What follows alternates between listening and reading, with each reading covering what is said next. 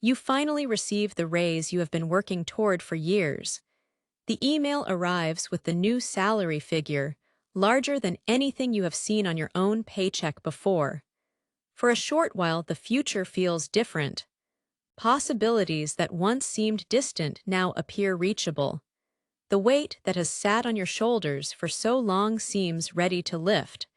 Then ordinary life resumes. A slightly nicer apartment starts to feel worth considering because the extra money makes the higher rent possible without immediate strain. Meals out become more frequent because the new balance in the checking account removes the old hesitation. The phone upgrade that previously required months of careful saving now fits comfortably into a single month's budget. Several months later, the same familiar tightness returns.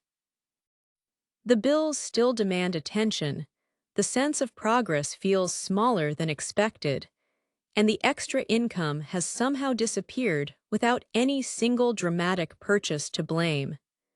This quiet pattern is lifestyle inflation, and it shapes the financial lives of countless people who never set out to overspend or live beyond their means.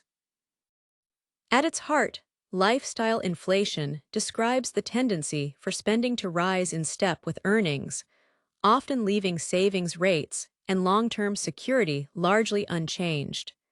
The process rarely feels like a conscious decision. Instead, it unfolds through a series of small adjustments that each seem reasonable on their own. A new pair of shoes after a tiring week. A better coffee machine because the old one no longer matches the kitchen. Subscriptions that once felt optional now seem essential because the monthly cost no longer registers as significant. Over time, these choices accumulate until the higher paycheck supports a higher level of spending rather than greater financial freedom. The psychology driving this pattern reaches into how we form habits, how we measure our own success, and how quickly we adjust to new standards of comfort. What begins as a reward for hard work gradually becomes the new normal, and the reward itself loses its power to create lasting satisfaction. Consider a straightforward example that shows the mechanism at work. Suppose your annual income stands at $60,000. You have been setting aside 10% for savings and investments, which equals $6,000 each year. Then a promotion brings a 10% raise, lifting your new salary to $66,000. If spending remained exactly the same, the additional $6,000 would flow directly into savings, raising the annual total to $12,600. That extra amount, left to grow at even a modest rate, would build meaningful progress over a decade. Yet when lifestyle inflation operates, many people increase their monthly expenses by roughly the size of the raise. The new car lease, additional dining out, and upgraded clothing or electronics absorb the full increase. Savings stay fixed at $6,000. The paycheck has grown, but the distance between income and financial goals has not changed in any lasting way. The raise improves the numbers on paper while leaving the underlying financial picture almost untouched. If we follow this pattern across 10 years of steady 3% annual raises, the picture becomes clearer. Starting from $60,000, income climbs gradually with each yearly increase. After a decade, the salary reaches approximately $80,000. During those same years, each raise triggers small lifestyle adjustments that feel justified at the moment. The apartment gets upgraded when the lease ends because the new rent is now within reach. Travel increases from 1 trip per year to 2 because the extra money removes the old sense of extravagance. The car is replaced sooner than originally planned because the monthly payment no longer feels burdensome.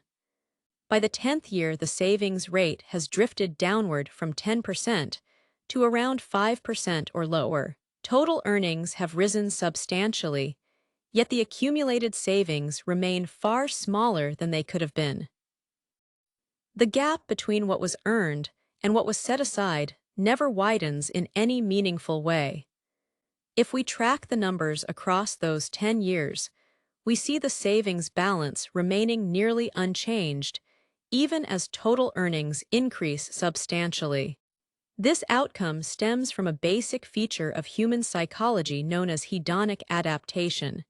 When something new and pleasant enters our lives, the initial satisfaction is strong. The larger living space feels spacious and calming. The better car feels smooth and reliable. The more frequent restaurant meals feel like well-earned treats.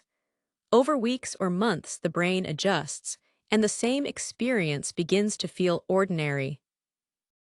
The larger apartment stops registering as luxurious and simply becomes the place you live. The better car feels like the normal way to get around.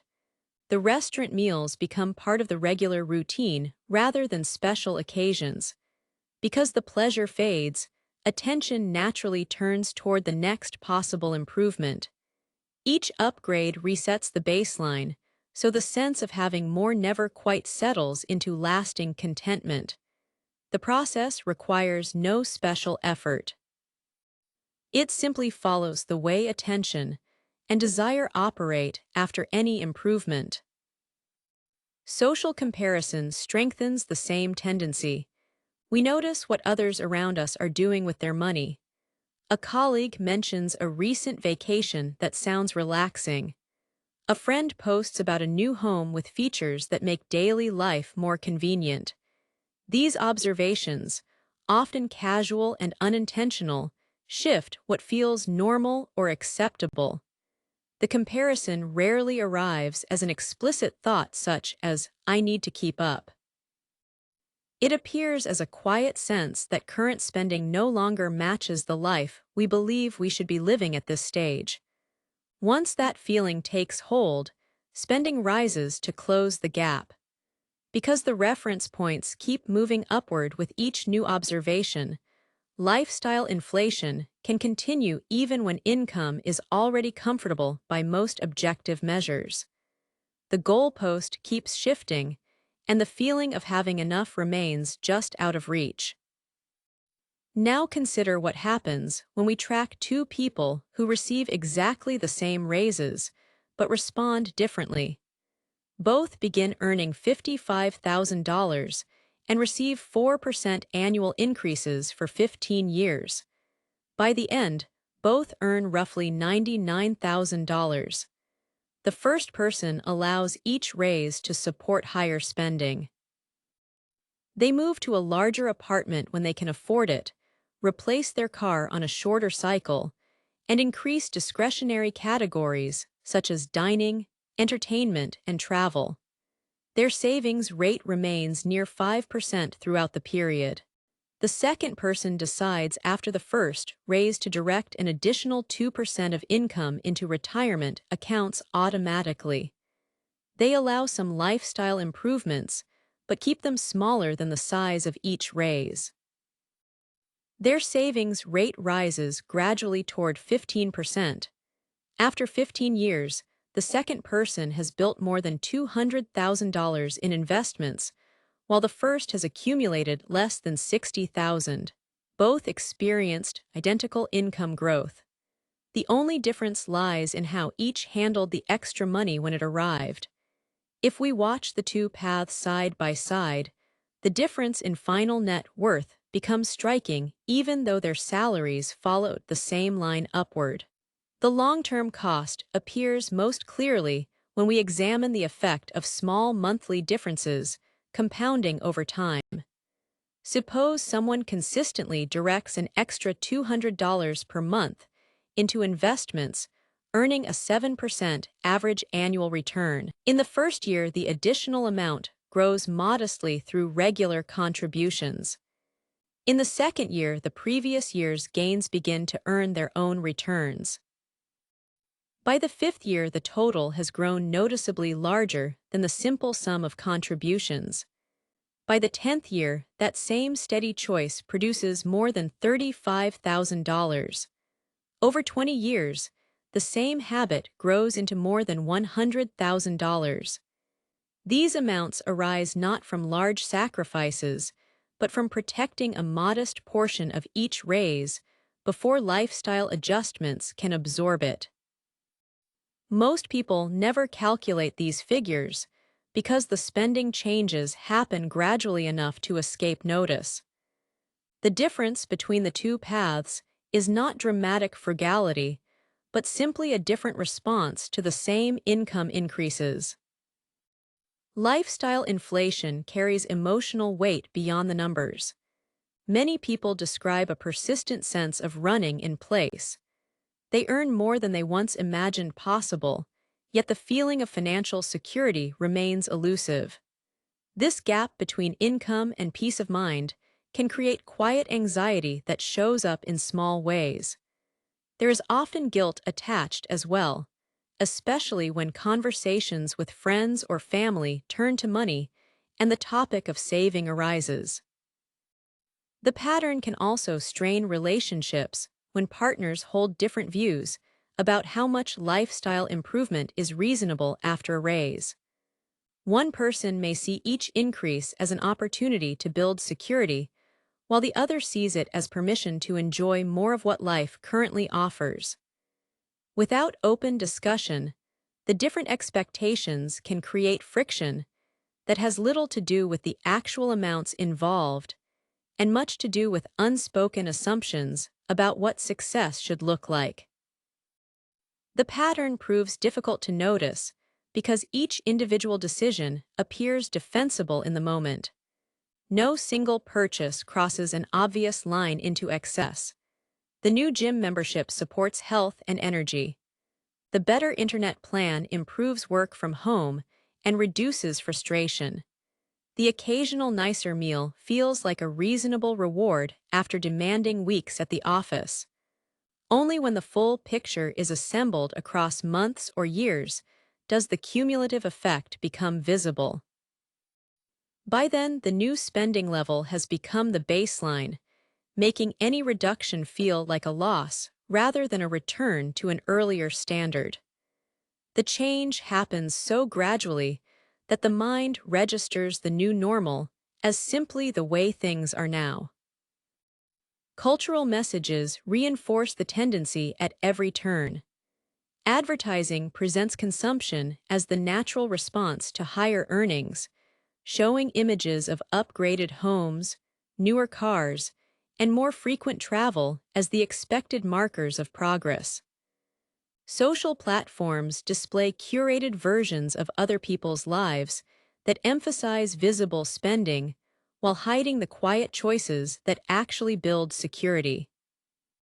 Workplace culture often celebrates visible markers of success, such as new cars or frequent travel, making those choices feel like natural next steps rather than optional ones.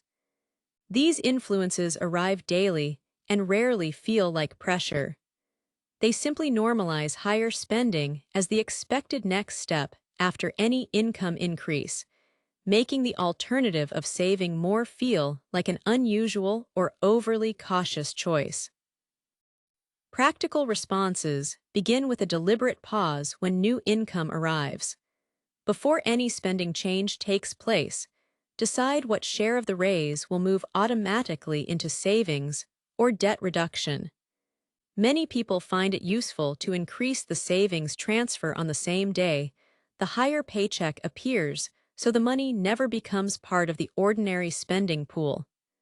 The remaining portion can still support improvements in quality of life, but the split happens by choice rather than by default.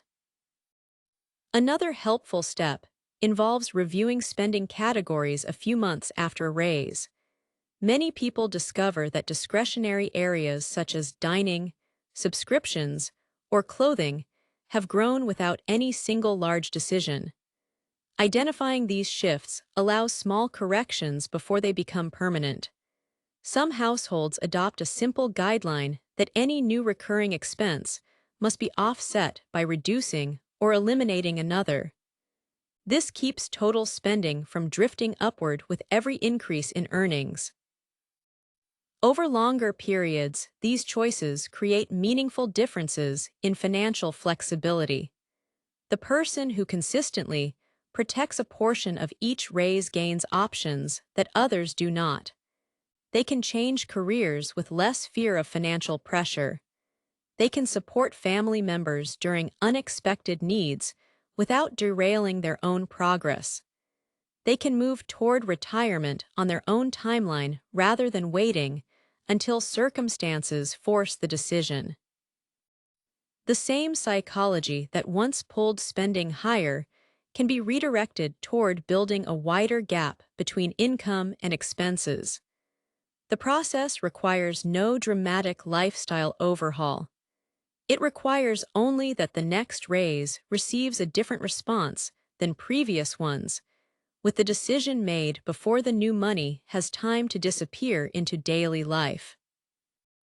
Lifestyle inflation does not require large windfalls to operate.